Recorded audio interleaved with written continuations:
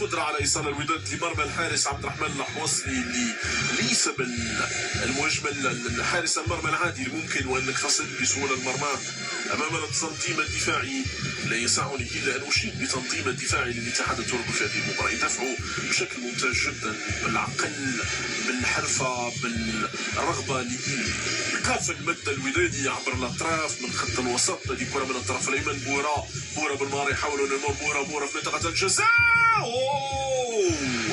كانت إمكانية لملاحقة الهدف من بوشتا لم يتذكر، بل تذكر أنه مدافع، تذكر أنه ما عندوش المواصفات التي تسمح له بتوجيه هذه الكرة في منطقة الجزاء، المواصفات التي تنطبق على المهاجمين. الكرة من بوشتا حاول الوصول للكرة، تدخل دفاع الاتحاد التركي على بوشتا في الكرة الماضية، كان يحاول الوصول للكرة وتدخل مدافع الاتحاد، وبالتالي